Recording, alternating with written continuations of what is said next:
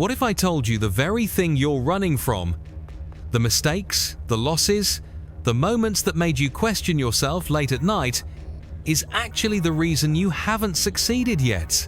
What if failure isn't blocking your success, but building it? Stay with me, because by the end of this video, you'll never see your failures the same way again, and that shift could change everything. Failure is not the opposite of success. That idea sounds uncomfortable, even wrong, because for most of our lives we were taught to see failure as a stop sign, a dead end, a verdict on our ability and our worth. From childhood exams to job interviews to relationships, failure was framed as something to avoid at all costs. But here is the truth: nobody tells you clearly enough.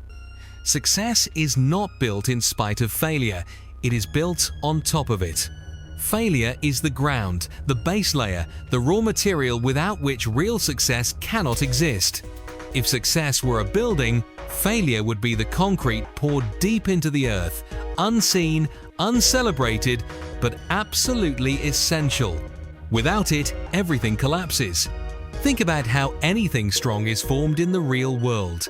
Muscles do not grow when you lift a weight easily, they grow when the muscle fibers are pushed to the point of tearing, to the point of failure. Only then does the body rebuild them stronger than before.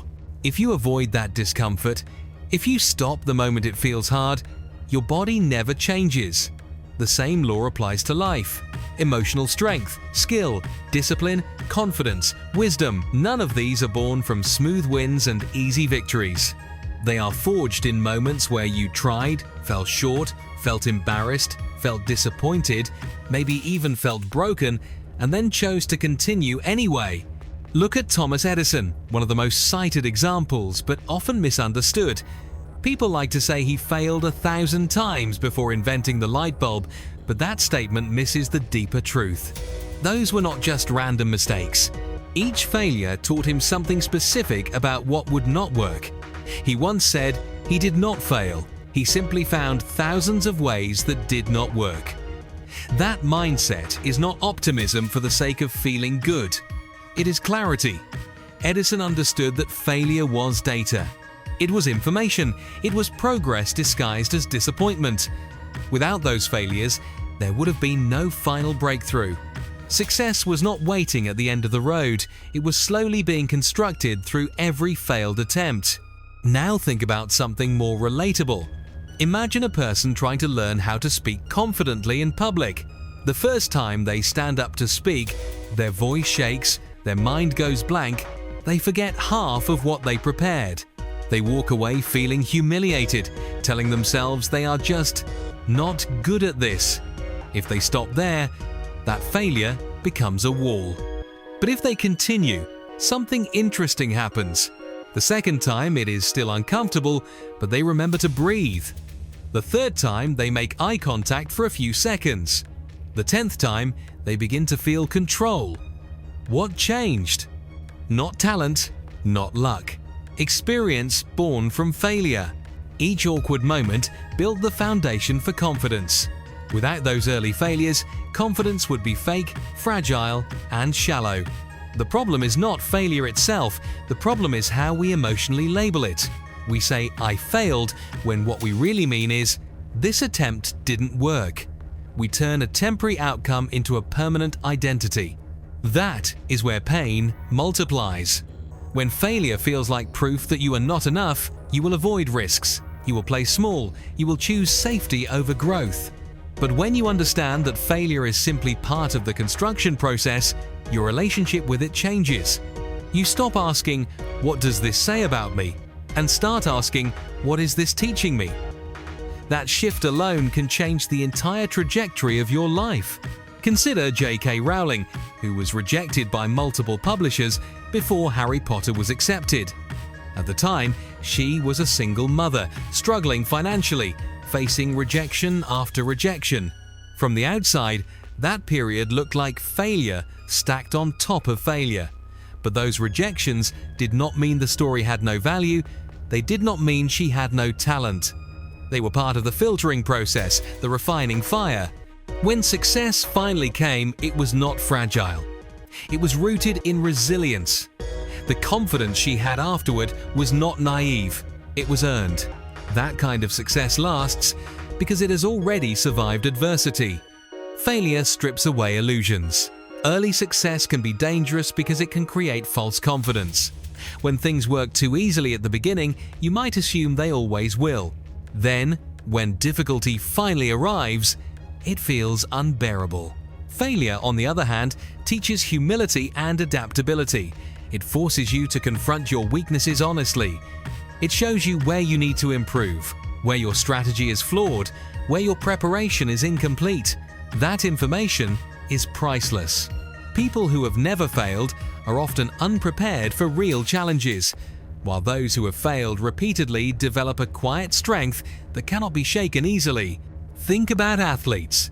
The champions you admire did not reach the top by winning every match. They lost critical games. They missed shots. They were benched. They trained while others rested. Those losses became fuel. Each failure revealed a gap in skill or mindset that needed work. When they finally stood on the podium, what you saw was not just talent, but years of invisible failure transformed into mastery. That is why their success inspires us. We sense the depth behind it. Failure also teaches patience, something success alone rarely provides. When you fail, you are forced to slow down and reassess. You learn that progress is not always linear. There are setbacks, pauses, detours. This patience becomes a competitive advantage in a world that wants instant results. People who quit early never give time a chance to work in their favor. People who understand failure stay long enough to let growth compound. There is also an emotional maturity that comes from failure. You learn how to sit with discomfort without running from it. You learn that disappointment will not kill you. You learn that rejection is survivable. Over time, fear loses its grip on you. When you have already failed and lived through it, the fear of trying again becomes smaller. This is why people who have failed deeply often take bigger, bolder actions later. They know the worst-case scenario is not the end of the world. One of the most powerful but overlooked aspects of failure is that it clarifies what you truly want. When something matters, failure hurts more. That pain reveals your values. It shows you where your heart is invested. Many people drift through life chasing goals they think they want, until failure forces them to ask hard questions. Do I want this badly enough to try again? Am I willing to endure discomfort for this dream? Those who say yes emerge with a sense of purpose that cannot be faked. Failure is also a filter. It separates those who want the result from those who are willing to earn it. Anyone can desire success. Very few are willing to repeatedly face failure in pursuit of it. This is why success is rare. Not because it is impossible, but because most people quit when failure appears, assuming it is a sign to stop rather than a sign to continue. When you stay, when you keep showing up, you automatically move into a smaller group of people. That alone increases your chances.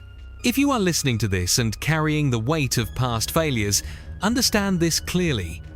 Those moments did not disqualify you. They qualified you. They gave you perspective. They gave you strength you may not even recognize yet. The fact that you are still here, still thinking about growth, still wanting more, means the foundation is already being built. The only question is whether you will continue constructing on it or walk away from it. Action begins with a simple but radical decision. Stop treating failure as a verdict and start treating it as training. When something does not work, do not ask what is wrong with you. Ask what can be adjusted. When you fall short, do not retreat into shame. Extract the lesson. Make one small improvement and try again. This is not about blind persistence, it is about intelligent persistence. Failure without reflection is repetition. Failure with reflection is progress. Success built on failure is not flashy at first. It is quiet, it grows underground. But when it finally surfaces, it is solid. It does not collapse at the first sign of trouble. It does not disappear when conditions change. It lasts because it has already been tested. And one day, You will look back at the moments you once wished away, the setbacks you once hated, and you will realize something powerful. Those failures were not delays. They were preparation. So if you're standing in the middle of a setback right now, if something you worked for didn't work out, if you feel behind, rejected, or unsure of yourself, hear this clearly. You are not broken, and you are not done. You are standing exactly where strength is built. This moment is not here to stop you, it's here to shape you. The pain you feel is not proof that you're failing at life, it's proof that you're in the process of becoming more than you were before. Stop waiting for confidence to appear before you act. Confidence is not the starting point, it is the result. Take action while you still feel unsure. Take the next step even if your hands are shaking. Use what went wrong as your guide, not your excuse. Adjust, learn, and move forward. Today, not someday. One small, intentional action right now is more powerful than 1,000 perfect plans you never begin. Remember this: the people you admire were once exactly where you were doubting themselves, questioning their path, failing quietly while no one was watching. The difference is they didn't let failure define them, they let it train them. And you can do the same. Your story is still being written, and this chapter, as painful as it may feel, could become the foundation of everything that follows. So stand up. Not because you feel ready, but because you refuse to stay down. Choose growth over comfort, choose progress over perfection. Let failure become your teacher instead of your enemy. And walk forward knowing this: if you keep going, if you keep learning, if you keep showing up, success is not a matter of if, it's only a matter of when.